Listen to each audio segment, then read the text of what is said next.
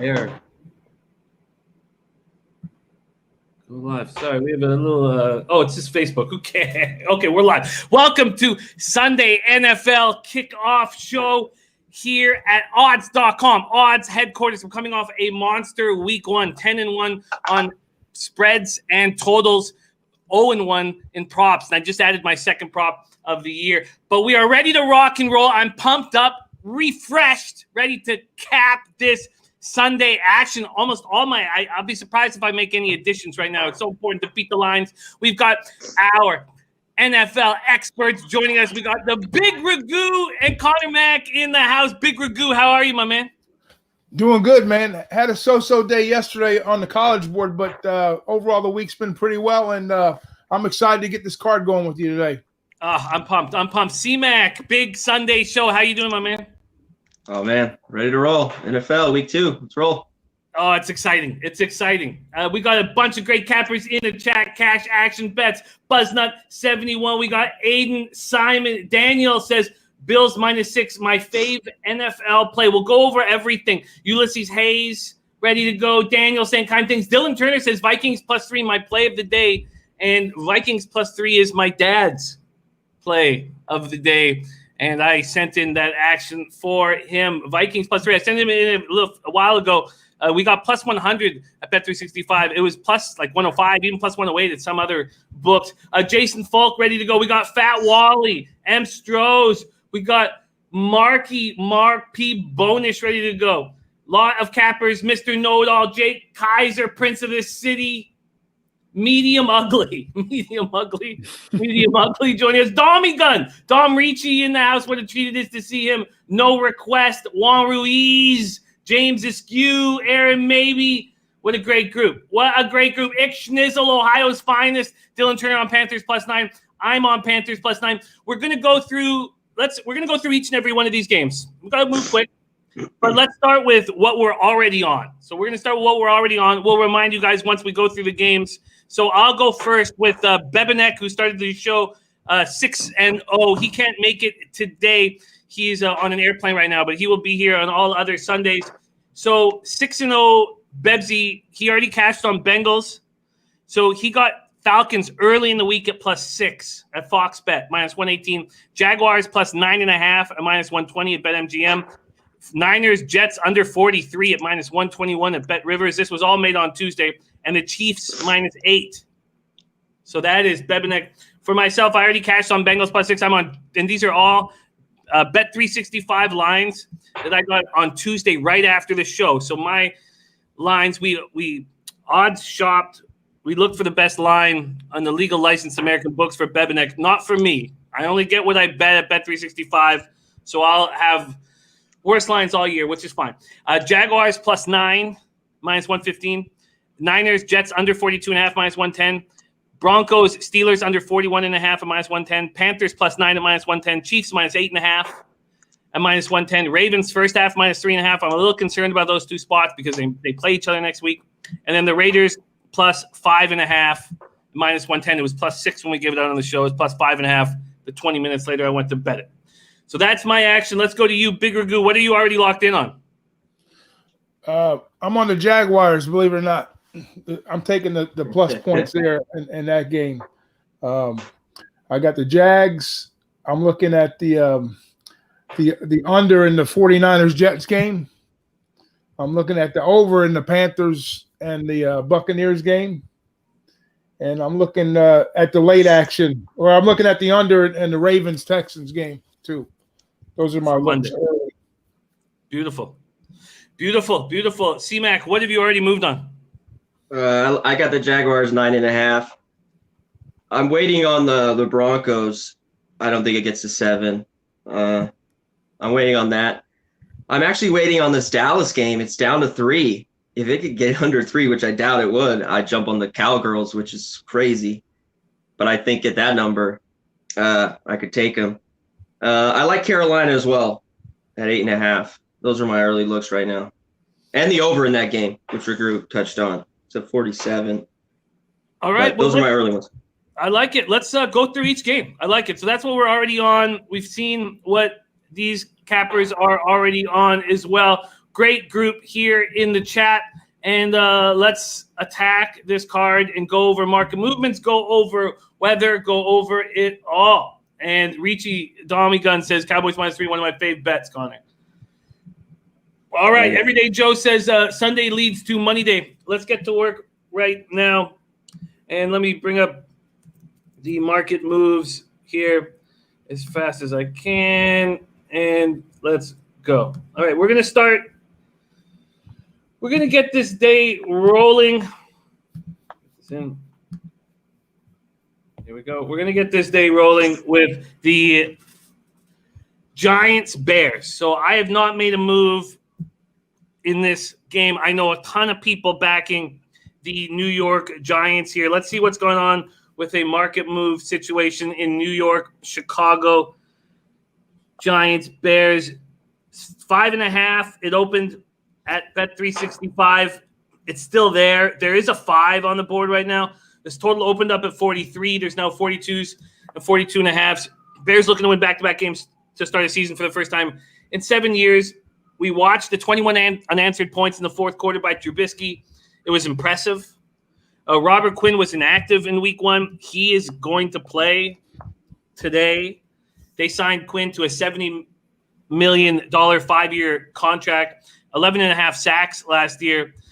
You can just imagine how dangerous this front seven can be, adding Robert Quinn to it. Their offense was not good.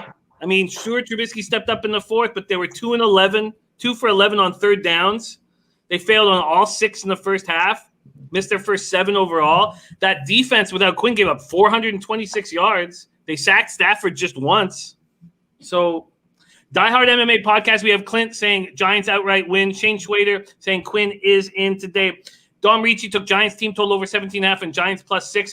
And Diehard MMA podcast took Slayton anytime touchdown. Slayton looked good. 7-yard TD pass, 6 receptions for 102 yards. On defense, Bradbury looked good at corner, but Ballantyne looked bad. Whether or not the Bears can, abuse Ballantyne out there is questionable. And Giants play their second straight game against what we think is going to be a very good defense. Barkley, 6 yards on 15 carries, 8 rushes for negative yards. They finished with 20 carries for 29 yards as a team. That O-line did not look good. Let's start with Big Ragoo here. Giants, Bears. Yeah, my question is this. The Bears defense, they gave up like a ton of yardage to Detroit, like 426 yards, 23 points.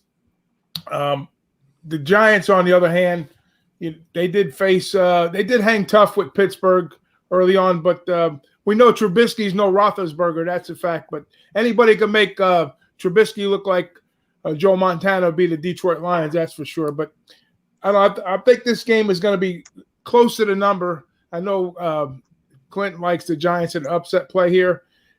I mean, both teams have to get something going here, offensively speaking. So I think it's going to be an onus on the defense, like which defense is going to really step up in this game. We know the Giants have had their struggles on defense and the offensive line. I think more of a ground control game will be in play for the Bears here. I don't think they're going to air it out with Trubisky. So this was one of the games that I looked at initially that was kind of a pass for me, because I would take a wait-and-see approach. I'm going to back off of this one totally, but I think whoever this is going to be a game about whoever can establish the run early and then maybe open up later with a pass. But we've seen Trubisky, he came to fruition late in the game. I don't know if he's going to be able to do that back-to-back weeks here. But the Giants are, I mean, they got a long way to go, and Bears have got a lot to prove here. So this is a pass for me. It certainly was a pass on Tuesday for Bebsy and I don't know if really anything has changed. Do you trust what you saw from Chicago? That depends on whether you believe in the Lions. And we don't know what this Giants offense can do because they played a very, very tough, possibly best defense in the league with the Steelers. We got Lily Gunn joining us, MMA Locker Room, Maxwell Smart, Dutch Boy Fresh, Menace 2874. Let's see about C-Mac. No moves from Ragoo or I on Giants Bears. Are you making a move, Connor? No. The Bears, I can't trust the Bears with Trubisky. You don't know what you're going to get with him. So bad 3 quarters and then just turns it on. He's done that basically his short career here, kind of like that. He's just looked awful, and then he can light it up. It was bad. And if I had to lean, I'd lean with the Giants here, getting 6. It's down to 5.5. They're a young team. Jones at QB. It's a pass for me. Yeah, I say if it'd be Giants or no bet. Correct. Giants. It's hard to take the Bears right now, -6 at home, or even 5.5. The number's just too inflated, I think. Yeah, and I wish if this was December, I could see the Bears being this big of a favorite. But here in 67 Fahrenheit, beautiful day in Chicago, no fans. It's the Giants are no bet. I don't trust the Giants enough to do it. But the more we talk about it, the more I think there's enough points. If that 6 was sitting there, I'd probably take it. Jake Kaiser says Giants could win this game. Thank you, Joshua Bell. Christian Rivas saying Giants 5-1 against the spread versus Bears last 6. Oaktown saying Barkley going to eat. I don't know if I can even trust that at this point. C-Mac, do you think Barkley's going to be able to run against this Bears front 7? I don't know. They didn't look very well last week. They didn't look good. Fuller got that late INT. Barkley's been kind of hit and miss, Last year he had a few great games. I mean, he's unreal, don't get me wrong. But the offense kind of has to go through him. They have to set up the run to set up play action, get Jones easy passes, maybe roll him out. You know what I mean? So that's the look. I mean, he's got to get going for them to play well. Jesse Nunez confirming that Robert Quinn is in. Shane Schwader says, disrespecting my Bears. Birdie's already on the Giants. Grabbed him earlier this week. Let's move on from this, but why don't we close with this big Ragoo? If you had a free bet on rush yards for Saquon Barkley at 70.5, which is what it is at Bet365, would you go over or under? I would go over. I think they're going to maybe try to open some stuff up. Not play action, but maybe use him out of the backfield. I know we know Tate's gone, so that's a weapon minus for them there. So that's even more so for Barkley. But I don't know if they're going to just go to the ground and pound early, or if they're going to try to keep it a little more balanced or keep the Bears off balance, thinking that they might go to Barkley more so than not, and then maybe kind of loosen that run up a little bit with the pass possibly. That should be determined. So I would take a gamble on the 70+ yards with Barkley. That's just rushing yards, right? Not all purpose. Just rushing yards. Yeah. Rushing yards. Okay. Shane Schwader says there's a reason week 1 is called overreaction week. No doubt about it. But, and I was fortunate my overreaction on the Browns still paid off. That's how bad they are. All right, let's move on to Falcons, Cowboys. Falcons, Cowboys. This was an interesting spot, line shopping on Tuesday. Bebenek was able to get a +6 at -118 at Fox Bet when I was only offered a +4. And just out of anger, I didn't pull the trigger. I'm not going to sit there when my buddy gets 2 points more than I get. It just, that just leads you to angry outbursts. Let's see what we're dealing with now from a market standpoint. It's 3. So look at, that's why that Tuesday show is so important. I almost wish we could do that show right after the Monday nighter. But Dallas now 3-point favorites. 3-point favorites at home against Atlanta. That total opened up at 50. It shot all the way up to 54. Shane Schwader says, I like Falcons all day. Del Toledo is Falcons +4.5. And Mitch Bruner says, stay away game. And Ulysses Hayes taking Atlanta on the money line. So Falcons opened up the season 38-25 loss. Their offense looked great. They outgained the Seahawks 506 to 383. Matty Ice 37 to 54, 450 yards, second highest yardage total of his career. But the defense just kept falling apart in crucial situations. Russell Wilson looked bad. And then they were torched by Russell Wilson. Their corners looked bad. Sorry. Has Russell Wilson ever looked bad? Dak Prescott showed why he didn't get the massive contract extension. 3 points on 6 drives in the second half, 15 net yards on his final 10 plays. Zeke 96 yards, CD 59 yards. They lose Leighton Vander Esch to a collarbone injury. Now he's on the IL. Cam Irving and Blake Jarwin both didn't return from knee injuries. Jarwin done for the season. Irving's not on the injury report. And Anthony Brown on IL with a rib injury. So questions on the Cowboys, but I didn't take it a +4, so I'm certainly not going to take it a +3. Let's start with C-Mac this time. We'll switch back and forth to who opens up. C-Mac, Falcons, Cowboys. Yeah, what a move here. The Cowboys looked like the Cowboys on Sunday night, I thought. I like this move, though, dropping down to 3 is – I know they're banged up. The Falcons, I've had a really, they're – man, I don't know. I guess more of a hate betting them the last few years. Yeah. Because, let's just leave it at that. But I can't trust the Falcons. So as it comes down, like I said earlier in the show, I'm eyeing this Cowboy game. I think there'll be a lot of points. I still 54. I don't want to take the over there. But it should be. They should light it up. Matt Ryan threw for 450 last week. But in a loss, the defense looked horrible. So I'm on the Cowboys here if it, at -3. I hope it goes to 2.5, but I really doubt it. So is this a move you're going to make before kickoff? Yeah, I think so. I'm just hanging around to see if I could catch a 2.5. I doubt it. You know what I mean? Yeah. So we're gonna try to have this show done with at least 15 or 20 minutes for us to make additions. So don't worry about that, C-Mac. Big Ragoo, at what point do the Cowboys have value?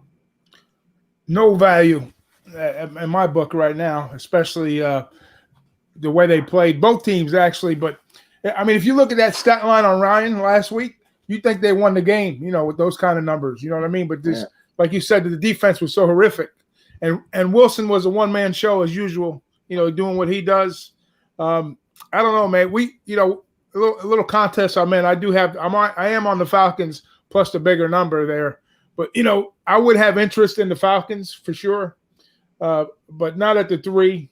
In the contest line, I got 4.5. We're in.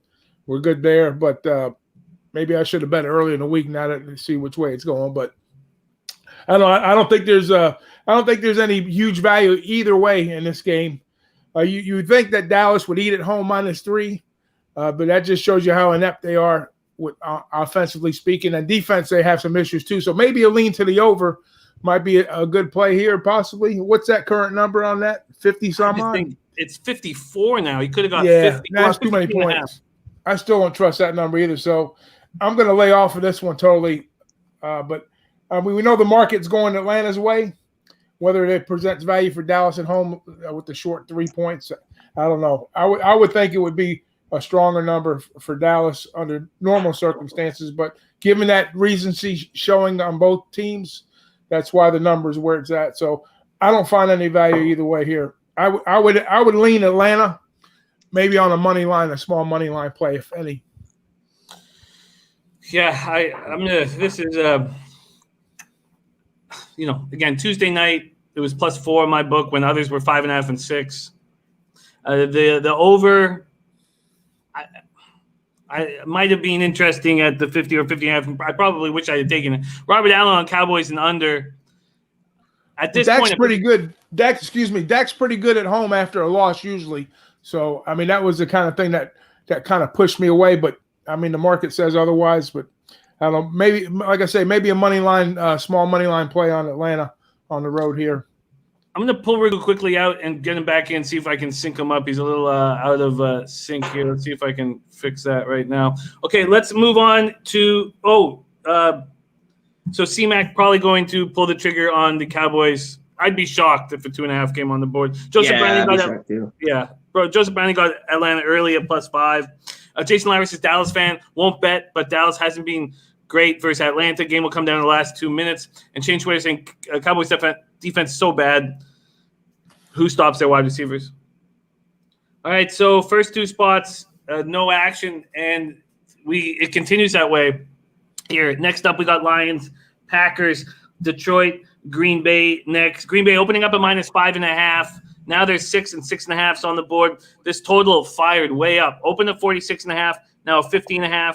or a 51. Beautiful weather in Green Bay, 67 Fahrenheit, sunny. The wind is 13 miles per hour. The weather is beautiful everywhere but Tampa Bay. That's the only spot where there's a weather issue.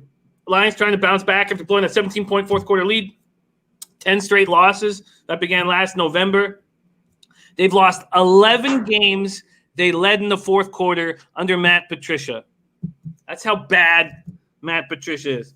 Stafford goes 24-42 for 297 yards.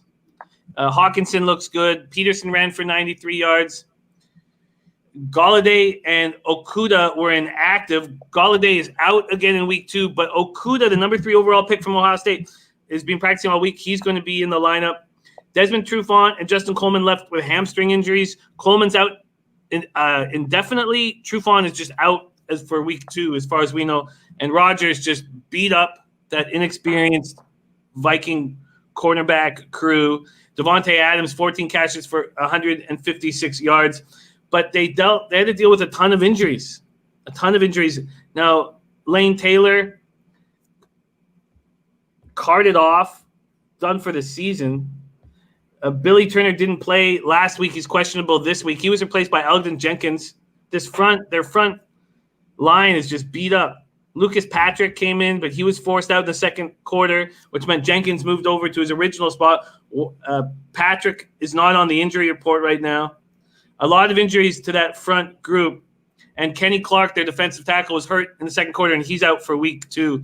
Let's go back to C-Mac. Lions, Packers, move to make? No. If I had a free look, I'd look at the Lions here getting the points.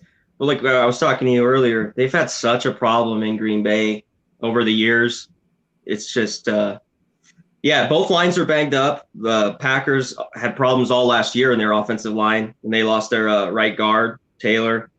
So this is one, if I had a free play, I'd take the Lions plus the 6, but I'm going to stay off. It's a little week 2 here, such a great game. Packers, Lions fold, everyone jump on Green Bay, easily cover. We'll see. I think it's a kind of a overreaction. But Aaron Rodgers looked great. Maybe he's playing with a little chip on his shoulder. They took Love at QB in that first round. Maybe he wants to have a good year because they were a very not 13-3 team last year. They were more like a 9-7, 10-6 team, I thought, last year. So, but they look great. So, but I'm passing here. Let's hear from the big Ragoo, Lions Packers. This is a game I like the over in. When we ran it down earlier, I think, like you said, with the blown leads late, both teams gave it up late last week, points wise. I think you probably see a second half that both teams are probably going to score, multiple touchdowns. So maybe I hate to even talk about a second half look here, but I'm more towards the over here. I think I don't know, there's something tricky about that line with that 6 at home. I would think based on performance, it would be a little stronger than that. I think maybe 7 or 8, but 6 is they're kind of hanging at 6 out there, kind of like trying to bait you in to take the Packers at home and lay it. But I think more so, I think the advantages are going to come to the offense on both sides here. We know that Detroit's going to struggle defensively. We know that Green Bay is going to put points up, and I think Green Bay will allow probably at least 2 to 3 touchdowns throughout the whole game. I think Green Bay will probably get about 30 some odd points here, and I think Detroit gets 20 some odd points. So I don't know about this. I'm scared about a backdoor coverage here. I know at one point in the game, late in the game, they're probably up 2 scores, but whether they get that backdoor cover where they're up by, let's say, 10 or 13 or something like that. You know what I mean? That's what I'm worried about. So I would lean to the over here. But I'm not leaning to the over. I'm playing the over on this one. All right. Yeah, I understand taking it. I'm not going to take it now after the 4-point swing. I have an image of Thursday night. Packers could be in control comfortably, and Stafford has a late drive to cover the number. Robert Allen already Lions plus 6.5 in his pocket. Menace said, like I said, this line should be Green Bay minus 10. Nutflash Allen says Green Bay plays every game like it's a shootout. Gerald Jones said Detroit did cover both games last year with backup quarterbacks. I thought the Birdie comment was very interesting. Green Bay in particular, Aaron Rodgers has a real propensity to look past inferior opponents on big wins the week before. And we've seen him do that. They've looked very pedestrian off big wins in the past. Rodgers. Mm-hmm. Yeah, I agree. All righty. So there's 3 spots that we've opened up with on the card. Of those 3 spots, we have C-Mac, and jump in if I make any mistakes here, but we have C-Mac wanting to pull the trigger on the Cowboys -3. He's still going to wait and see if that can go down at all. And we have our big Ragoo on the over in Lions-Packers. And Oaktown77 says, no Galladay, no way. No Galladay, no way. And Princess said Rodgers looking over his shoulder with anger, and that's what we certainly saw week 1. All right, let's move on to Jaguars-Titans. So we talk about overreactions and recency bias week 1 to week 2 all the time, and yeah, I had it, and I'm betting the Jaguars. It feels like all the people who didn't want to be there are out of the locker room, and now they got guys that want to be there. Rob got +9.5 at BetMGM on Tuesday night. I got +9. It's now down to 7 at a few books. There are 7.5s out there. This total opened up at 43. It's now 44.5. 74 Fahrenheit, sunny, 6 miles per hour.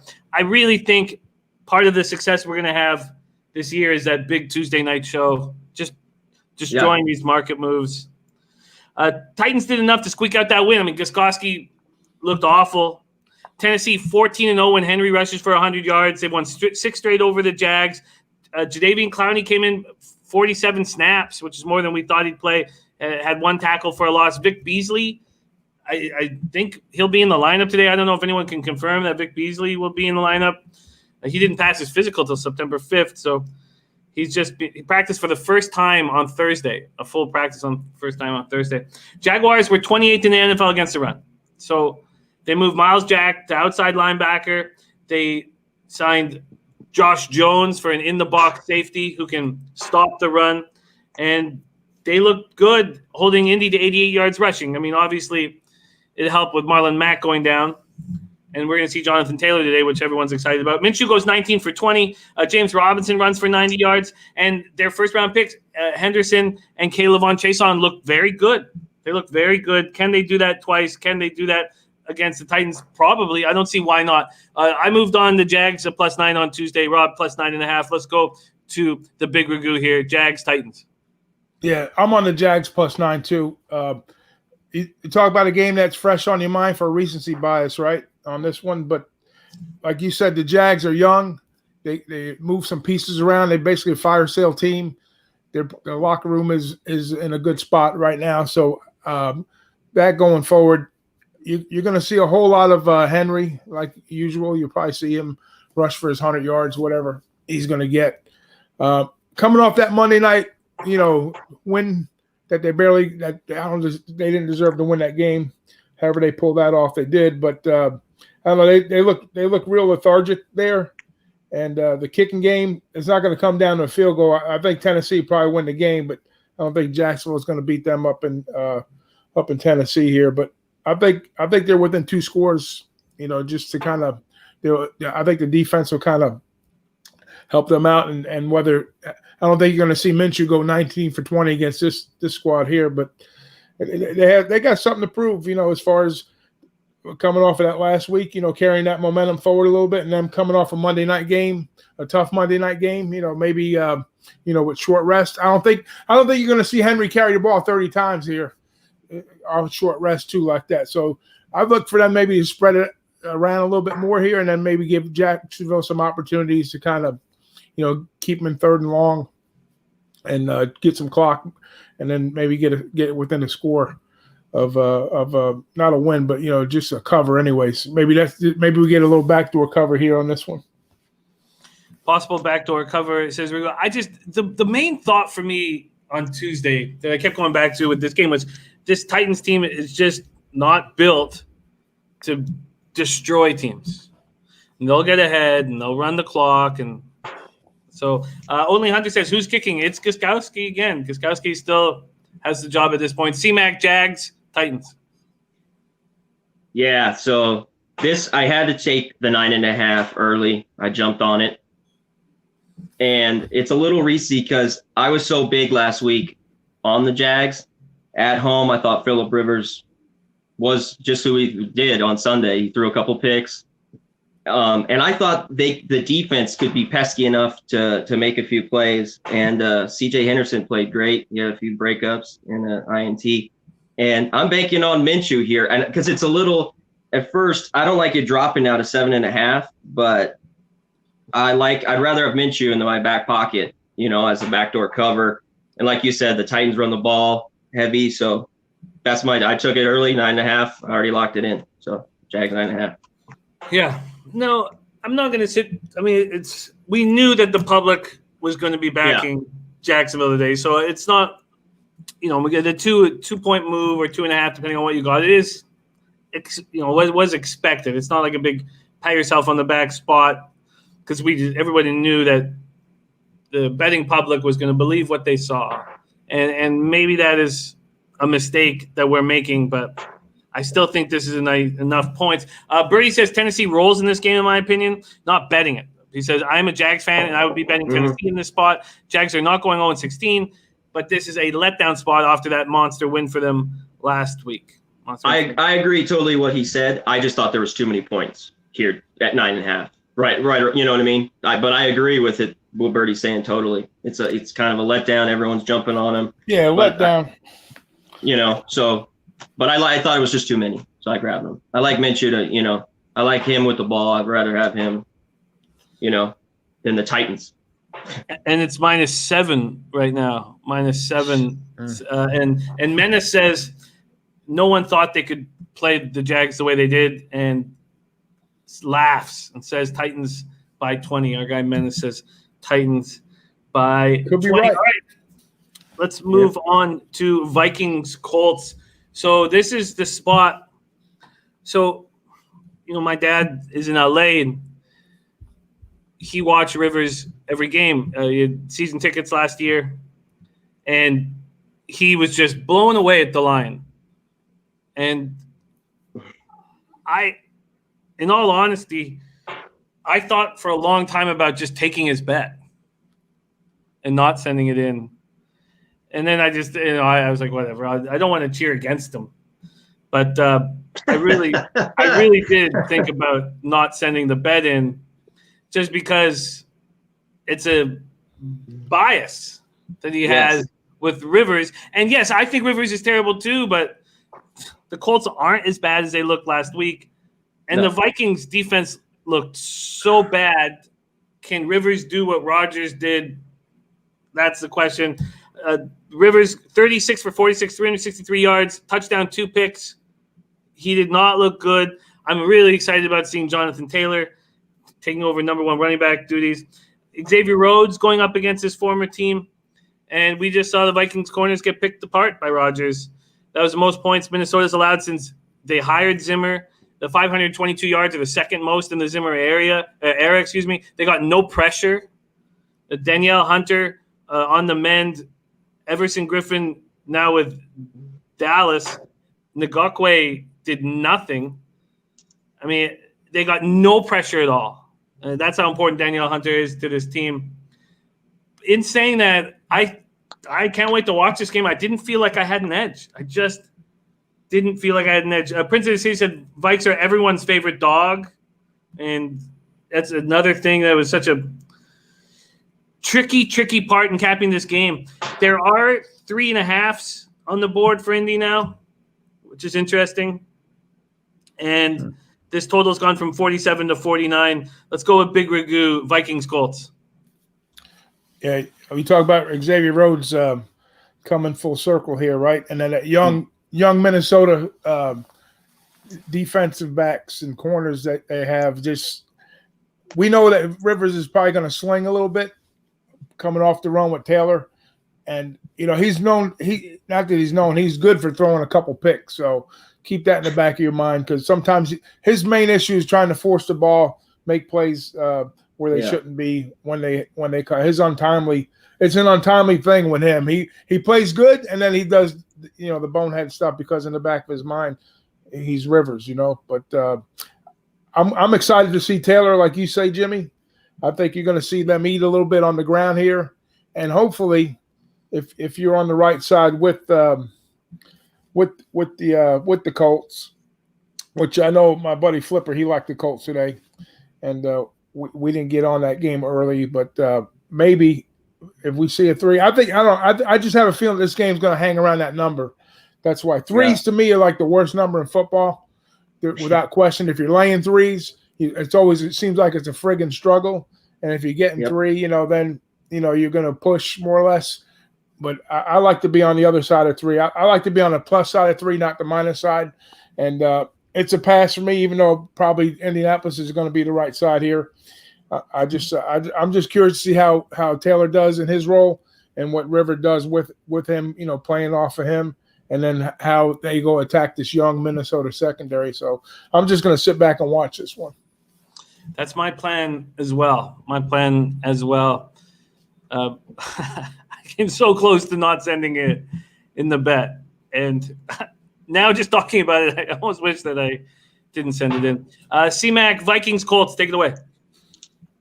Yeah, I do not. This is a stay off all the way. Watching the Vikings defense struggle, those young corners. If I had a free bet right now, if I had to take it right now, I'd take the 3.5 though with the Vikings, because if you were going to take a side, I'd take the 3.5 all day. But yeah, this is a total pass for me. I still want to see Rivers. I think he makes mistakes again. I think it's a close game, so I want to be on that side than laying 3.5 or even 3 with the Colts. So yeah, and Farm Idiot says betting on Rivers is literally painful. Yeah, literally painful. Okay, and our nasty Nate joining us. Great to see you, Nate. He's taking Vikes on the money line. I just have if Rivers can't do it against these corners, then who can he? I mean, I don't know. Okay, let's go to Bills, Dolphins. See what we are dealing with here. And remember, these opening lines are Bet365 opening lines, so they're not look-aheads, and they're not going to be as juicy as some other books. These are the opening lines that I'm using. -4 for the Bills. It's now 5.5 or 6. This total opened up at 41.5 and is now 42. Fabian says Bills all day, -5.5. Normal says Bills all the way. And just a final bow on that last game, Dennis Garcia says betting Rivers is a fave, has always been and will always be a terrible idea. And Dennis, great call with the Hurricanes yesterday. 89 Fahrenheit, partly cloudy, 9 miles per hour. And I added this prop in about an hour ago on Allen over 36.5 yards. And maybe I was reading too much into what happened last week. Cam was able to, anytime he wanted, pick up yards. And I almost stopped myself from making the bet because I thought, well, obviously the Dolphins are going to have a spy on Allen all game. Is that going to be enough? That's the question. Fitzy goes 20 for 30 for 191 yards. Miami was held to 269 total yards. They lost Devontae Parker in the third quarter with a hamstring injury and then could do nothing. They gave up 217 yards rushing. That was a league worst in week 1. And the Bills lost Milano and Tremaine Edmonds. And that's really going to hurt. They're both ruled out. Now, this is a very deep defense. So when I say it's really going to hurt, they should have guys to step up. Bills are 5-1 since McDermott, against Miami since McDermott became their coach in 2007. Allen goes 33 completions for 312 yards, both career highs. The Bills held the ball for 41 minutes. That's their highest total since 2005. I expect them to do similar things here. Diggs, 8 catches for 86 yards. Brown, 6 catches for 70 yards. And I still have this vividness bias of the Dolphins playing tough at home, and then I didn't take the Bills, and maybe I should have, but I didn't. All I'm on is Allen over 36.5 rush yards. Let's go with Ragoo here. Bills, Dolphins. If Bills are going to have success, even though the Dolphins, run defense stalled a little bit, they can't put the whole game on Rivers' back running the ball and passing the ball. He's not Russell Wilson. We know that. He's a hell of a player, but I think they're going to need more of a balanced attack. Even though Miami, they are playing at home, and maybe they are able to bring some pressure. Who knows? But I think Buffalo with that ball control, they're not dynamic. They're not going to score a ton of points here. Maybe you think you'd be safe with 6 points, but I think the Bills are good to at least a touchdown up here. I would say it'd probably be a touchdown game. I'm going to lean Buffalo, just on the fact that with Miami's, not being able to bring some pressure up front possibly, and if they can establish a little bit of a run, I just don't want to see Rivers scrambling all over. Not Rivers, I mean. Or Allen scrambling all over the field trying to pick up yardage, and then throwing the ball downfield. I like to see him establish a little bit of a run here. Miami, there's no quitting this team. Even though there's a lot of knocks with this team, they do have a solid locker room. They do play for this coach, and whether Miami will be able to put points up, I see more like a 28 to 20 final possibly, or 28-17. I think the Bills will be a touchdown better in this spot. It's just going to depend on whether they can establish the run and not put all the onus on Allen to make things happen with his feet. So they're just going to have to open up a little bit here. I think you're right. The ball control 40 minutes. I mean, that's a lot of time, 2/3 of the game. I don't think you're going to see that today. I think you're going to have to see a little bit more of a quick strike offense from Buffalo, but their plan of attack will be, the line of scrimmage and try to grind Miami down. But if Miami gets those third down stops, then it could be a long day for Buffalo. Interesting. And it is hot. It is hot in Miami today. And as Jason Lowry's saying, that sun's going to be shining hard on the Bills in that first half. C-Mac, Bills, Dolphins. Yeah, I'm really struggling here. My first look is everyone's on the Bills. Everyone likes that. Every time they go down South Florida, they seem to struggle. So right away, I like the points here. I just don't know if I want to play it. It's all Bills. Those key injuries are big, like you talked about, Jimmy. And the Dolphins fight, and they play well at home. They play these teams like the Patriots and the Bills that come down there really well every year. So my lean's on the Dolphins at +6. But not going to pull the trigger? Yeah, I'm still thinking about that one. All right. Maybe wait till you get 7, maybe. No, it's going the other way. There's 5.5. Yeah, there's sharp action coming in on the fish. Yeah. There you go. See? So you're good inclination there, Connor. Stu is on the under in the Bills game, but we've seen more cappers in the chat on the over in this spot. I was hesitant to pull the trigger, and I will always be with Fitzy. I can't. I mean, I want overs with Fitzpatrick, and part of the reason why I'm probably not on the fish here is because I had them week 1. That's the only loss we've had so far this year on a spread in total was my play on the Dolphins, which I still thought I was going to cover. Cash action on the over, the real DJX on the under, razor sharp on the under. All right. Yeah. There we go. Let's move on to Niners Jets. So Rob and I both pulled the trigger on Tuesday on the under. Rob got 43, although it was juiced to -121 at Bet Rivers, and I got 42.5 at the -110. This total's down to 41.5. A couple books have moved it to 41. The Niners open up at 6.5. Their 7's on the board, and 2 books have just moved to 7.5. So Garoppolo goes 19 for 33, 259 yards. He does not look good. Oh, by the way, 64 Fahrenheit, sunny, and the wind's at 11 miles per hour. Kittle, I'm not sure if he's going to be in the lineup. I don't know if anybody has that information in the chat. He wasn't targeted after the knee injury looked bad, but he's such a man, and he came back but wasn't even targeted. He was just a decoy for 30 snaps. Deebo Samuel is out, but we finally get to see Brandon Ayuk. Finally get to see him. He's going to be in the lineup. Richie James got hurt in that Niners game. They only had 3 healthy wide receivers out. They signed Mohamed Sanu. We'll see what that does. Sherman out, and when Mosley – they picked on Mosley last game, and is Akilo Witherspoon, who's trying to come back from a concussion, going to be the guy? With Sherman out, it's a vulnerable secondary, but not against Darnold, who's not even going to have Jamison Crowder. I think Jamison Crowder's out. Yes, Nick Dillard saying Crowder's out. I mean, and Jesse's girl says Kittle's out. Okay, thank you guys. There's Lowry. Yeah. Alex Rennie was saying Kittle out. So, I mean, no Crowder, no Bell. I'm really very, very happy with my spot here on the – I mean, I know it's only moved a point from where I got it, but I'm very comfortable with my under in Niners-Jets. Let's go to C-Mac, Niners-Jets. You making a move?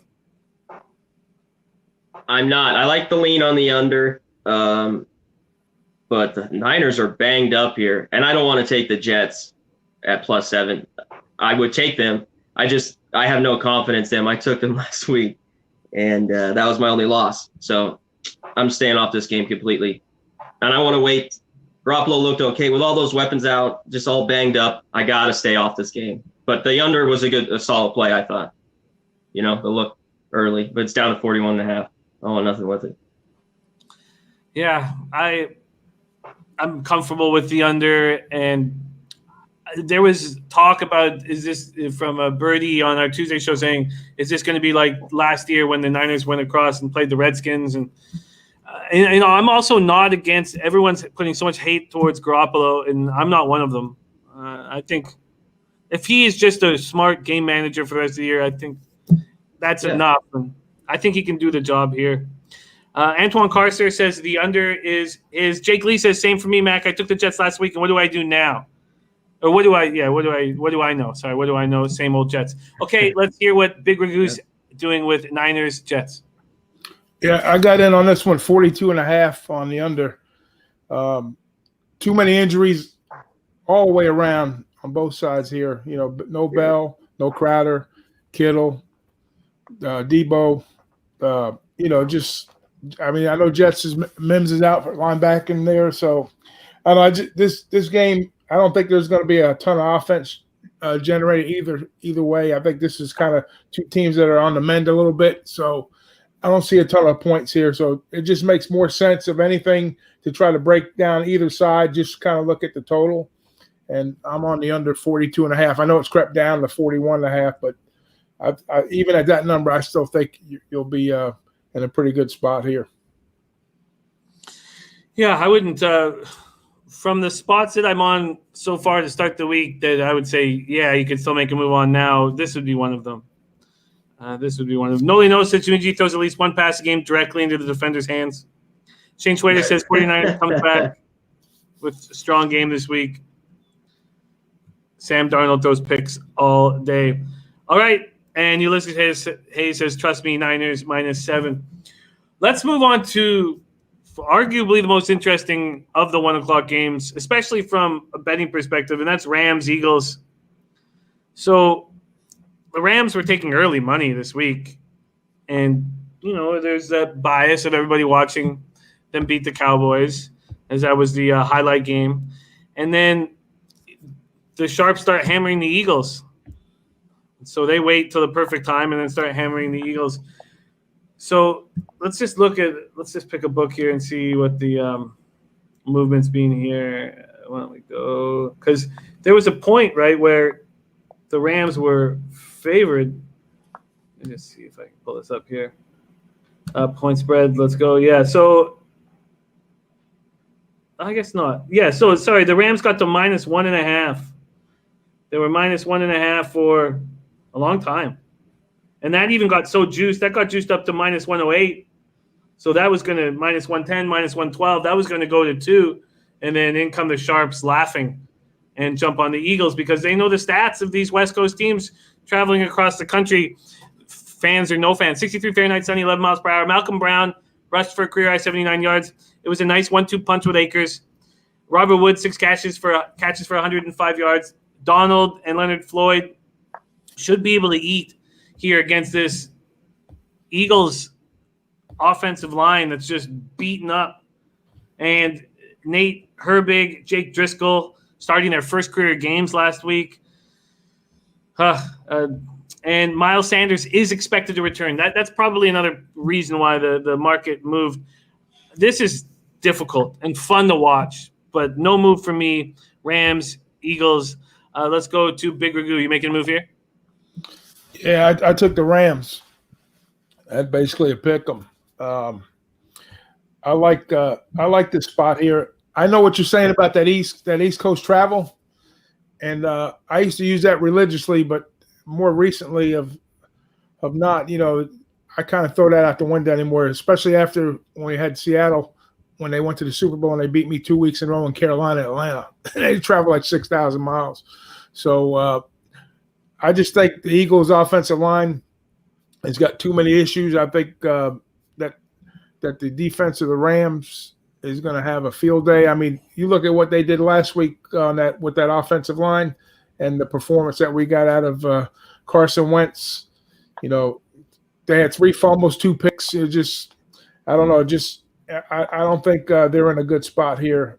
I know the Sharps are coming back in on Philly. I just think the Rams has got better pieces in place right now to kind of eke the win out. I'm gonna play a riverboat play here and take the Rams on the road. Road team Rams. By the way, our guy Intex here says reverse line movement here. Miles Sanders back, Lane Johnson back.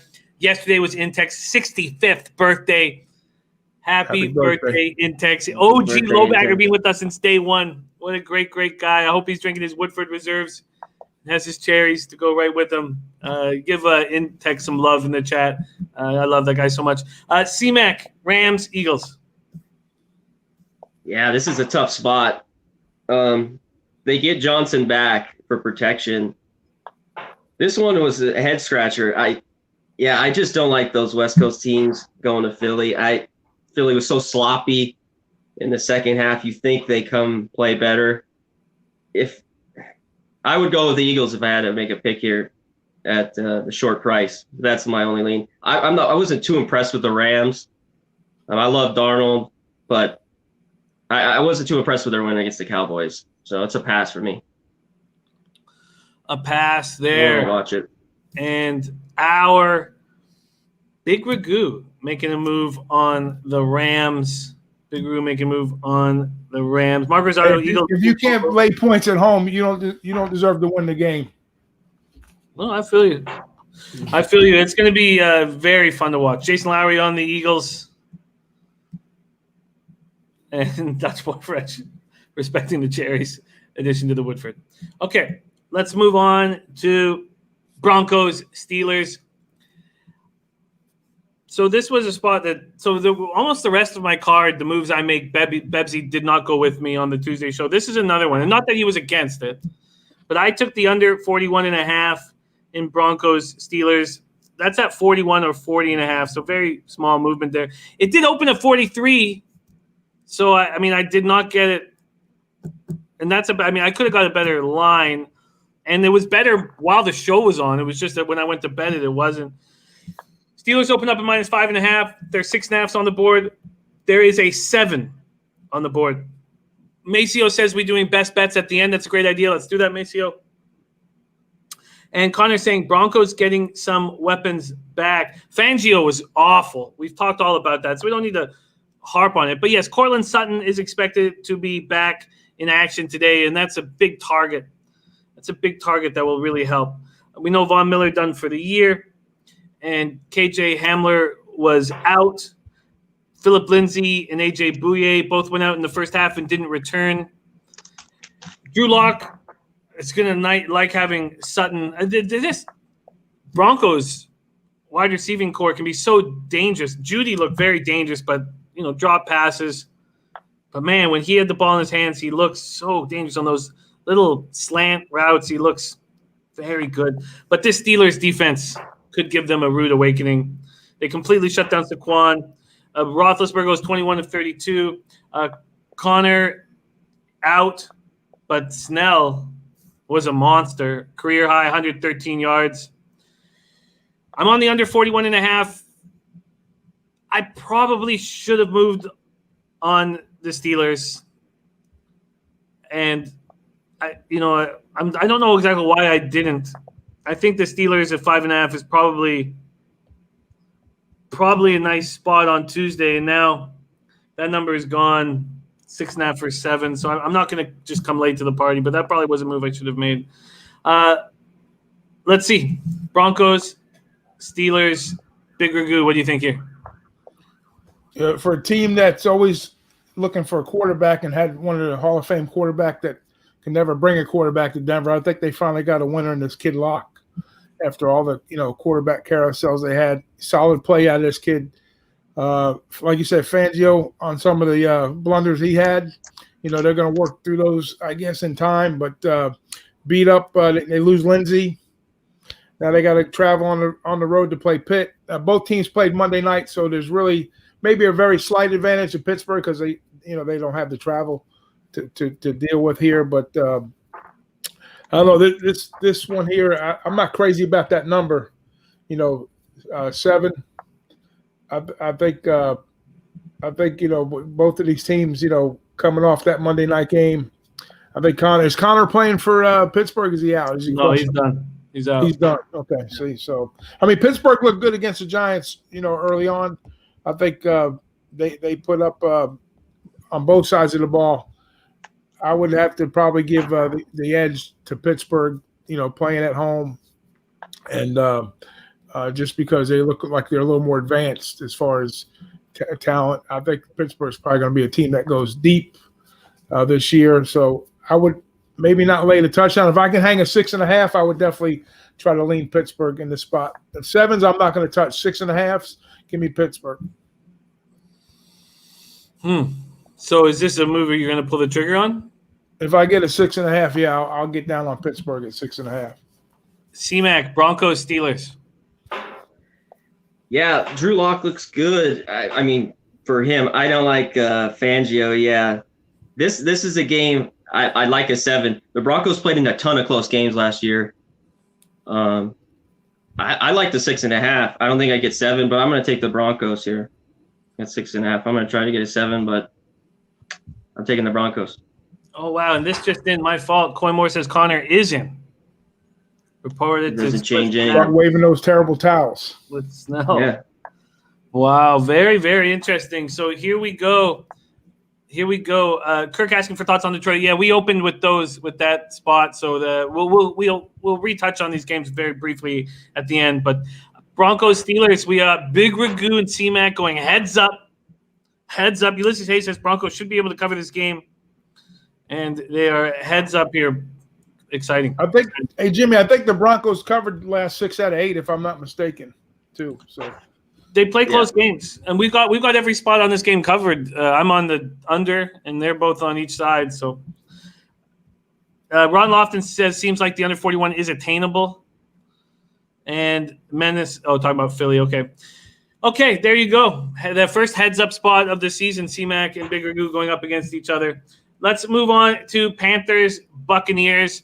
83 Fahrenheit, scattered thunderstorms, 19 miles per hour is the wind. So if the wind is affecting this game, and if it's wet and there's drop passes, we know that the Panthers can run the ball.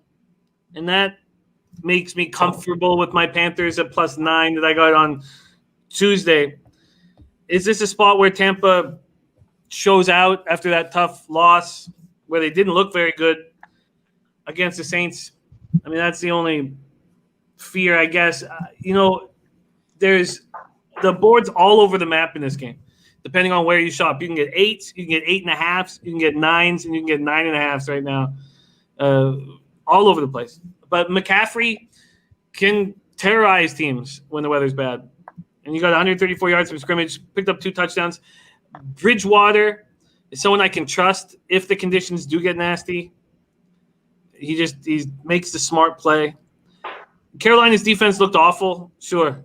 Derek Carr, 6 scoring drives in the Raiders' first 8 possessions. And can Brady take advantage of that? I mean, he did not look good. He threw for 157 yards and 1 TD in the first 54 minutes. The rest was just garbage time pickups. And they were moving the ball because of defensive pass interference penalties. I mean, that helped all of those Bucs scoring drives. And Evans did not look healthy. 1 catch there. I'm on Panthers +9, and I think they can keep this close enough. But I am concerned about their defense. Let's go with C-Mac here, Panthers, Buccaneers. Yeah, their defense looked bad. I think Tom Brady, the offense will be better today, but I got to take 9 points here, right, with the Panthers.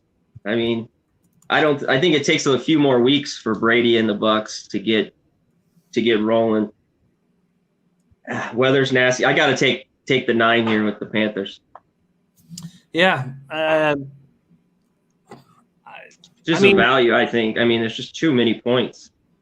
I agree. Right? I agree. Right? Especially with the weather the way it is. Let's hear what Big Ragoo has to say. Panthers, Bucs. So let me hear about this weather. What even though I'm in Florida, you think I know what the hell is going on down here? So what's the weather forecast? What are we looking at? Rain, wind? A few hours ago, 83 Fahrenheit, scattered thunderstorms, 19 miles per hour wind. Why don't we take another quick look here and see what it is? It's just going to affect my total play because I like the over in this game for more reasons than one. But it's not raining right now. 50% precipitation. At 3 o'clock, it's just 35% precipitation. That's but all right. The wind goes up to 20 miles per hour. Listen, in rainy games, I know everybody likes to pound the unders, but the offense always has a little bit more of an advantage in my book over the defense because they know where the hell they're going, and the defense hasn't got a clue. But all right, so be that as it may, whatever the weather conditions are going to be, you got an older defense, I should say, an aging defense in the Bucs versus a real young, new-look defense for the Panthers. And we know Brady had his struggles last week. And, I think that's going to be a little bit of a motivation factor. Carolina gave up some points. They gave up a lot of points, as a matter of fact. I think the Bucs get on track here a little bit. Whether they get on 9 points better, that remains to be seen.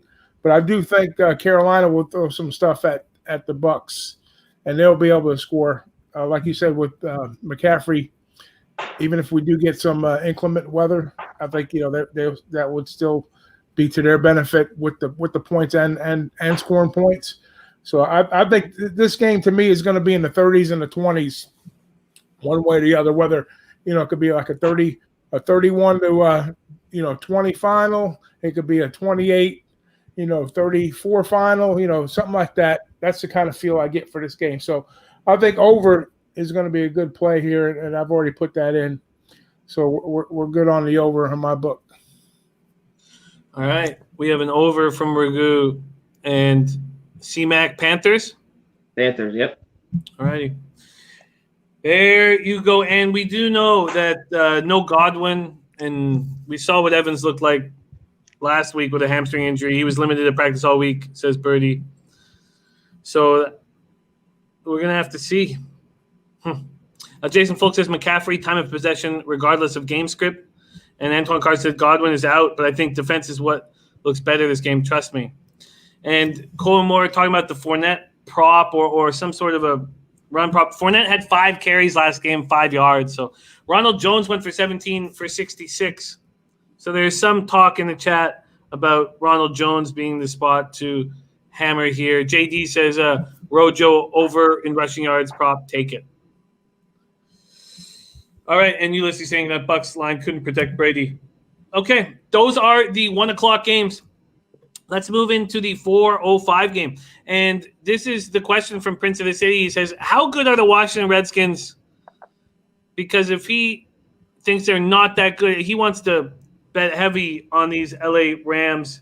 And that would be the telltale sign on whether he should or not. 405 spot. Arizona opens up at -6.5. Now 7 or 7.5. This still opens up at 45 and is now at 46.5. Kyler looked very good. 14 passes to Hopkins, 151 yards, threw for 230. ran for 91. And what that Redskins front seven did against that beat-up Philly offensive line was very impressive. Kerrigan looked like a monster. Kerrigan and Chase Young going at the same time. This will be a really interesting spot if the Redskins can do again what they did last week. And that's the question. At this point, I have done nothing. Redskins, Cardinals, let's go to C-Mac. What's your move here? Yeah, this is an interesting game. I'm looking at it too. I just don't like it. I don't like the 7. I don't know what to make of the Redskins. They played so well. That front played so well. They had like 8 sacks. I just can't trust Haskins on the road. I want no part of it here. What's the total? 46.5? Yeah, it opened up at 45 at Bet365. It's now 46.5. I kind of would lean on the under a little bit, but I still don't like it enough to play it, so I'm passing. Birdie says both teams had monster wins last week. Stay away game for him. Will enjoy watching it. Jake Kaiser says not touching this one. Ron Lofton on the Kyler Murray over 34 rushing yards. And Captain 24/7 says, can you recap the early games real quick? I will. And Gas Station Sushi in with a max play. Eagles first half at -1.5. And I haven't been able to publicly thank Gas Station. He came on our show on Friday, popped in and gave us the winner at Woodbine Race 1 that paid $17.80 on $2. Just popped in, put some money in our pockets, and rolled off into the sunset. Washington Cardinals. So C-Mac, sorry, continue with that. Did you think you were going to make a move here on the total? I was really looking at it. If I play it, I'd play the under. I'm passing. I want to watch these two teams again. It's a pass for me all the way around. But I think the total's kind of high. But we are going off week 1 here. I got to be cautious on what I'm playing and throwing around. So I like the under. That's my lean, but I'm passing. Ragoo, Washington football team, Cardinals. Yeah, this is one team's a poser, one team's a real football team here, guys. And you know the Cardinals are the real team and Washington's a poser. Last week, so they were dead last. And even though they made Philadelphia look like shit, this team here averaged 2.2 yards a carry on the ground, which was dead last. And through the air, they averaged 5.2 yards, which was 27. So until you can show me that you're going to beat a good football team, not a bad football team in Philadelphia, this team here is going to eat and eat big. And I'm going to give you my best bet right now. Take the Arizona Cardinals and lay to 7. Wow. Best bet of the day, Arizona Cardinals. And get in on that 7 because it's moved to 7.5 at a couple of different books. Wow. Best bet of the day. Gerald Jones says biggest Arizona favorite, the biggest favorite they've been in 7 years. Wow. There we go. And Jason Ivers says, Ragoo, I like it. We got Big Ragoo's best bet on the day. Arizona Cardinals -7 at home. Whew, interesting. All right, let's move on to the 425 game. 2 games at 425. Man, are they going to be exciting. And the issue is something that Birdie and I have been going back and forth with most of the week, and I'm scared. Chiefs, Ravens, both big favorites, and they play each other next week. So I moved on the Chiefs on Tuesday. So did Bebnek. Bebnek got them -8 at Bet Rivers. I got them -8.5 at Bet 365. I couldn't stop myself. There are some 9s on the board right now. This total's gone from 15.5 to 47.5. So we saw this Chargers offense look extremely pedestrian, play it very safe, and put us to sleep. And that's what you're going to get from Tyrod Taylor. He goes 16 of 30 for 208 yards, 16 of 30. So that 53.3% completion rate was the lowest of any starting quarterback. Bosa and Ingram look very good. No Derwin James, but Burrow didn't take advantage of that. And they're dealing with injuries.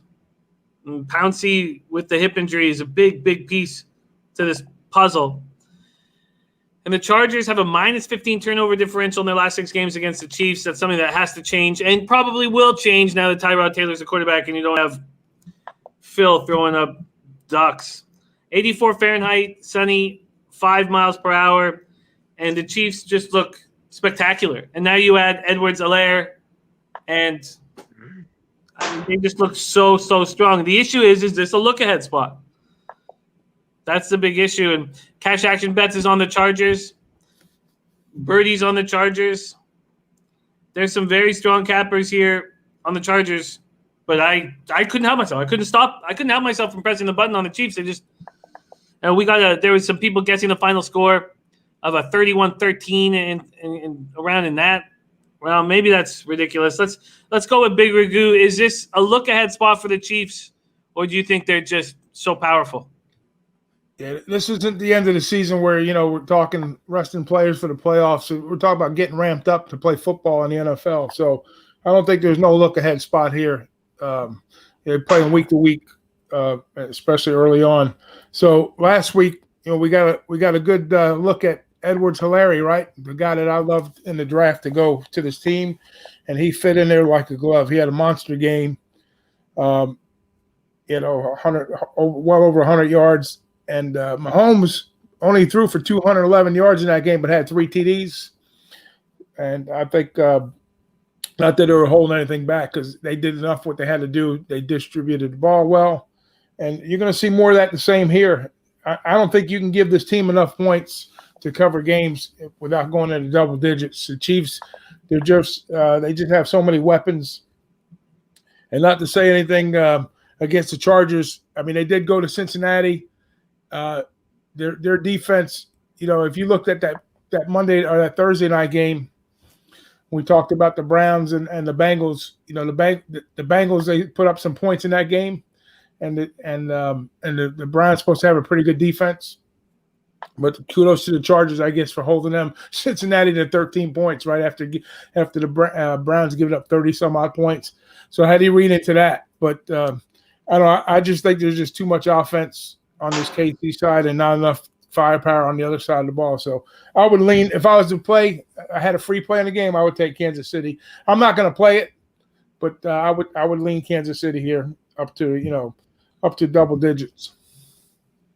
I couldn't help myself. They just look so good. And the Chargers, so you take Drew and James out, and then that offense is just so sleepy. And how are you going to keep the Chiefs off the scoreboard? Yeah, them division games sometimes, Jimmy, have a funny way of kind of biting in the ass. No doubt. No doubt. And we get this is the opening of that beautiful stadium. Let's see what or for the Chargers. We know that the Rams opened it up last week. Let's see what C-Mac has to say. Chiefs, Chargers.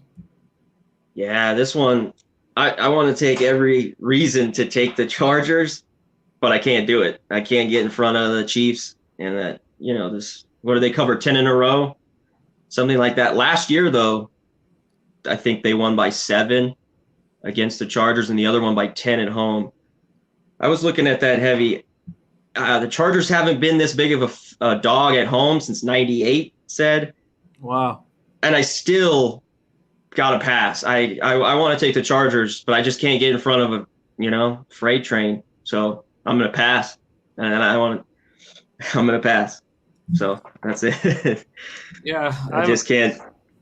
I'm on. NFL whole team dogs is a strong stat too, and that no doubt. They're asking for more than one score, and it's a conference game. Now you got me thinking the other way, but I mean KC is a special breed there. The way they play their style of football. But normally speaking, any other team, that'd be a strong move at home. Plus points like that. But we're talking KC. And we have the same issue here with Ravens, Texans. The difference to me is Deshaun Watson and the extra days to prepare because the Texans opened up the season. So that's the difference here. And still, I had to make a move on the Ravens, but I only took them first half -3.5. Baltimore opens up -6.5. They're now at -7.5. And these are tough spots. The total opened up at 53. It's all the way down to 49.5. The Ravens did anything they wanted against the Bears, and we saw Burrow do pretty much the same stuff. I mean, he made it very easy. The injuries that the Browns have on the secondary make it difficult to really judge offenses playing against them. But we know the Ravens are just so tough. It's what Deshaun Watson going to do. He looked bad. They look like they missed DeAndre Hopkins. I mean, Fuller stepped up, picked up 112 yards. David Johnson didn't look bad, 77 yards and a score.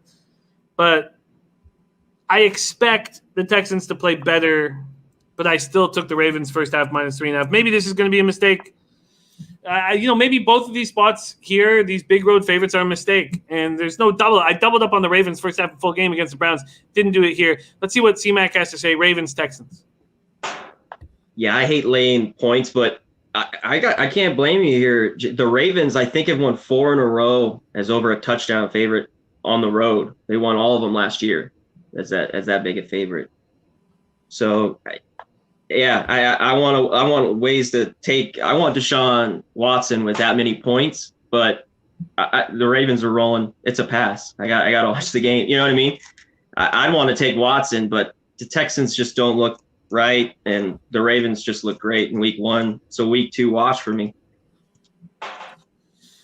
Yeah, Ragoo, this total has dropped all the way down to 49.5 from a 53 opener, and I did pull the trigger on the Ravens first half of -3.5. Ravens, Texans, Ragoo, you making a move? Yeah, I bet the under already on this one. I got in at 52. So what we got here is basically you got a Houston team that's having some offensive struggles, and I think Houston could probably just do enough to maybe slow the run game down like Cleveland did, and kind of put everything back on Lamar Jackson's shoulder to kind of make him make plays, with his feet, with his arm, that type of thing. I think Houston's got enough run defense to kind of slow the pace down here a little bit, and maybe create some 3rd and longs, and get some stops. So I'm not going to say that Baltimore is going to cover the game or the Texans are going to get the cover here, but I already had my play in on the under. I know I'm in the right direction there because what'd you say? It's 49.5 now. So yeah, that was if you had to let me pick a team, I would take Houston plus the 7 at home if I had a free play. But I'm on the under already. Alrighty, interesting. Gas Station Sushi wanting to go against this big market move and take the over. This feels like a shootout. Wow. Okay, there we go. Now we get to the very exciting Sunday nighter. Man, Patriots, Seahawks. Just feels like heaven. 65 Fahrenheit, partly cloudy, 2 miles per hour. Beautiful weather in the Pacific Northwest, and hopefully the smoke is cleared enough for a night where the athletes don't need to worry about themselves. This is, it's one of those feelings where you're so excited about the game. I'd like to have action on it, but I haven't pulled the trigger. Seahawks open up at -4. There are 3.5s on the board. This total opens up at 45. That's where it stands right now. There is a couple 44.5s on the board. Wilson dominated to start off the year. 4 touchdown passes. I mean, just 9 receivers. Went 31 of 35 for 322 yards. He's just spectacular. And then the Seahawks were throwing way more than they did last year. More than, again, maybe they were just taking advantage of the Falcons defense, but they threw on 21 of their first 35 plays. Wilson passed on 7 of 12 first down plays in the opening half. And he ran it himself to 2 others. There were only 3 handoffs in those spots. Jamal Adams was spectacular. 12 tackles, 2 tackles for a loss and a sack. And Cam Newton played very smart. Kept it simple and clean. Rushed 15 times for 75 yards. Man, this is about as exciting as football gets here. Sunday nighter, Patriots, Seahawks. Let's go with Big Ragoo here. Patriots, Seahawks. You got to move? How many times you see Bill Belichick getting points? I'm not talking about the Patriots. I'm talking about Belichick, even though he's been at the Patriots over 20 years. But this is a system play for me. Until you beat the man, you got to play the man, right? So I'm taking the New England and the points here, regardless. I don't care what anybody. Nobody's going to talk me off of it. The way this game in my head is playing out is basically you got the one-man band, Russell Wilson, and what does Belichick do best? He takes your best weapon away from you, and they're going to have to run the ball, not pass. They're going to have to run the ball first to beat the Pats. There's not going to be no 12th man screaming. There's not going to be a real big home field advantage here. I think New England is going to not maybe win the game. Don't be surprised if they don't win this game in the long run, but I don't see him. And I wouldn't call it an upset special because it's New England. It's not Brady. It's not Brady's New England. It's Belichick's New England, and Cam is on the comeback trail. So don't be surprised if New England doesn't pull the upset off here. But I'm definitely taking the points, and I think New England will have enough schemes to slow Wilson down and make it a field goal game, and they might squeak the win out on top of that. Marky P. Bonus, it's not the weather, or I guess it's just the smoke was the reason why they almost didn't play this game from the forest fires in the Pacific Northwest. Ragoo, before we move on to CMAC, what do you think of this comment by Dennis Garcia? New England in September has always been ordinary. That's true. No argument from me there. I mean, they never pushed the panic button early on. So even if they come out here with a 1-on-1, they'll figure things out, and the rest of the way. But that's a great point by Denny. So no argument from me there. Let's hear what CMAC has to say. Patriots, Seahawks.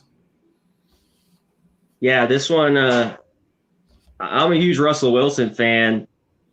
The number at 4, is it at 4 right now in most places? Yeah. Yeah. I don't want to hear it. Like Ragoo said, I think Cam Newton's back. I want to see more with some of those new pieces on defense with the Patriots and Cam Newton. A little more working in the system with Belichick. So I can't wait to watch it. I have no real lean here on this game. It's going to be a coaching. It's going to be a great coaching battle without question. And Seattle's going to be flying around that football too. It's their style of play. So it's just going to come down to a coaching matchup. I think not so much a talent on both sides because we know Wilson's story. We know Cam's on the comeback trail. So it's all going to be about coaching this game right here. One score differential either way. And Jay-Z says, love the money line, plus 172 for New England on this one. Field goal game is likely. All righty. Ulysses Hayes says, force too much. Okay, there is all of your action Sunday. Let's talk about the Monday Nighter and then review all our action and give out best bets. Saints, Raiders. I said off the top of the show, I did pull the trigger on the Raiders at plus 5.5. Bebsy didn't come along with me. It was plus 6 when I gave it out on the show. When I went to bed 20 minutes later, it was 5.5 already. Jacobs looked spectacular. He's just a monster. He's everything we imagined he was going to be and more. He looked great. The Raiders looked great against the very suspect Carolina defense. So the issue for the Raiders is they couldn't get any pass rush, none. And if I'm going to sit here and say, backdoor cover could be nice. I mean, if you're hoping for a backdoor cover, you've got a losing bet. And the Raiders got no pass rush against Carolina. Malik Collins did nothing. And the Saints looked like the best, well, hard to say best team in football with how good the Ravens and Chiefs look, but they looked spectacular. Kamara looked great, and he signed the extension, and he's happy. And Breeze still looks okay. And 160 yards, 2 TDs. He didn't turn the ball over. Is that what he's going to become with this spaghetti arm, this noodle arm? Is he just going to be a game manager? I don't know. I did take the Raiders plus 5.5, but the more I talk about it, the more I'm concerned about it. C-Mac, Saints, Raiders. Yeah, I'm kind of the same what you just said. I like the Raiders here. just, it'd be different. It'd be such a different environment if we had fans and it'd like open in that stadium. It'd just be nuts. Monday night, how huge that would be. That's my lean, though. I guess Thomas practiced yesterday, and he seems well. I don't know if he's going to play or not. It's pretty big. I mean, their offense really runs through him because Breeze throws so many dink and dunks to him. It really runs through him. So if he's out, that's big. And I love Jacobs. I'm not the biggest Carr fan, but that's my lean here. I think I'm going to take the Raiders. I got another day here, so hemming and hawing about it, but that's my lean. Big Ragoo, you making a move here on the Monday Nighter? I'm probably going to wait. Maybe. I know the line's going. What is the line currently now? 5.5. Yeah, there's 1, 6. Is there 6 on the board? Let me just check. Maybe that's not a bad play taking the 6. I don't know what. I don't like you say. I'm with you, Jimmy, on the spaghetti arm of Breeze. And if Thomas is a no-go, I mean they really don't have any really deep weapons downfield. Only concern I have about the Raiders is maybe the O-line is a little dinged up. Jacobs is going to have to put more on his shoulders to make stuff happen on his own. Without that, he did look spectacular in that first game, but like I say, that was the Panthers, and the Panthers, how much value we're going to put in the Panthers defense right now, to make the Raiders look as well as they looked in that first game. So it is a home game. It's a Monday nighter.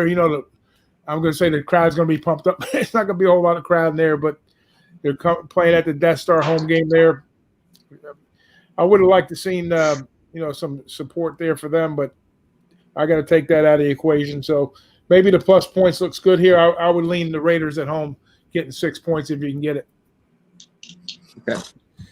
Yeah, I like it. I like it. Makes me more confident because I was questioning it the whole time. But Dennis Garcia said Saints aren't very good. Breeze arm falling apart. Thomas confirmed out. If the Saints aren't very good, then are the Bucs a bad football team? There's a lot of questions are going to be answered today. All right, let's go with a review of all of our action and then best bets. So we'll go around. I'll give Bebzy's action. Then we'll do C-Mac, Big Ragoo, and my action. So Bebzy he's 6-0 to start the year. He's got 4 looks that he locked in on Tuesday, just 4. Falcons +6, Jaguars +9.5, Niners, Jets under 43, and Chiefs -8. That is Bebzy's action. Dennis Garcia did take Carolina today. Okay, nice. I like that. That's Bebzy's action. Let's see what C-Mac is doing today, and then follow it up. Actually, you know what, C-Mac? Give your action. We'll do Ragoo's action. I'll give you my best bet. Okay. And then we'll go back to best bets to close off the show. Okay. Well, I got Jags 9.5, Cowboys -3, Dolphins +6, Panthers +9, Broncos +6.5. There we go. That is our C-Max action. Big Ragoo, what's your action? I got over 48.5 in the Bucs game. I got under 42.5 in the San Francisco New York Jets game. I took the over in the Packers game, 46, and I'm on the under in the Ravens Texans game, and I got the Pats plus the points and a sprinkle on the Pats money line. Okay. All righty, let's go to best bets here. C-Mac, best bet today for football. I think the best bet is the Panthers at +9. I just think it's going to take a little more time for Brady. I think the number's too inflated. So best bet, Panthers +9. If you can get it. Now it might be 8.5, but still take the 8.5. Best bet. Woo. Wow, that's exciting. Okay, that's very, very, very, very exciting. Okay, Big Ragoo, best bet. I mean, you already told us, but let's revisit it. Yeah, the Cardinals, 6.5, 7. 6.5, Yeah. mega best bet, 7 best bet. Right. And then I guess I can't look at the best bet from what I got it at. I'd have to look at what is the best bet now, sort of a thing, and maybe that's a better way of of doing it. If that was the case, C-Mac, would you still take Carolina at 7.5 or 8? That's getting dicey. I mean, I guess at 8, 7.5 is getting down there. Okay. Every point in the NFL to me is, especially the NFL, is you got to get everything you can get. So. Okay, I'm nervous with totals this early in the year. Yeah, I've been a little bit nervous too about it, but I would say that my best bet is, with the numbers right now, would be the Niners, Jets. That under, yeah, under, and that right now. So I got it at 42.5, and it's at 41.5. So if you got it's at 41.5. I still think it gets there with all the injuries to the offense. Yeah. All righty. There you have it. Big thank you to our guest, Conor Mac and Big Ragoo. Guys, any last words? Let's go, Ragoo. Any last words for these great cappers that hung with us all day? Thanks for coming in. As always a pleasure being with you and Conor. And don't forget to check our football show out Wednesdays and Saturdays, our college football show Wednesdays and Saturdays. Yeah, it's a great show. Great show. And Ulysses Hayes says that my best bet is says that game will go over, that Niners-Jets game. I don't know how the Jets are going to move the ball on the Niners. So the Niners with their beat up offense, I just think there's going to be so much running in this game. We'll see. Ulysses Hayes. That's what makes it fun. And Ulysses says that Niners will run the ball for big yards. Well, that doesn't help your over. Let's go to C-Mac. Any last words? No, thanks for coming in, guys. Joining us here I know we're the replacements for today, but it's hard to follow what Rob did, 6-0, but we'll just back up. But hopefully we did all right today, me and Ragoo. But yeah, check us out Saturdays. Maybe we'll, a little better. But thanks, guys. Cash some tickets. Love your show. Yeah. On Wednesdays and Saturdays. Big shout out to you guys in the chat, though. You guys are the reason why this show is special. Thanks for all the energy, the insights, the humor. All you guys, Jay Kaiser, Christian Rivas, Oaktown 77, Ulysses Hayes, Jason Lowry, Mark Hunkefer, in Tex. His first day as a 65-year-old. I hope it's filled with cash in Tex. Cash. Gerald Jones, Jenna Walker, Jesus Corral, Rodney Hawkins. Rodney Hawkins says, I need a teaser. Comes in the last minute. Jay-Z, Birdie, Medium Ugly, Razor Sharp Picks, Best Bet, Eagles Moneyline, Cuban Connect, Kirk Gray, Nut Flush Allen, and the whole Allen family, Eric Rosas, Keto, Cash Action, Von Polo, Alexei Popovich, Buzz Nuts. All you guys, thank you guys so much for your support. Let's have a giant Sunday. Let's stay hot. So much fun when we're winning, and baseball's taking a lot of money out of my family's mouth. So let's see if we can fix that. Thank you guys so much for rolling with us. Big Ragoo, can we get a leche? Can we get a leche from the legend Ragoo? Leche, and those bookmakers.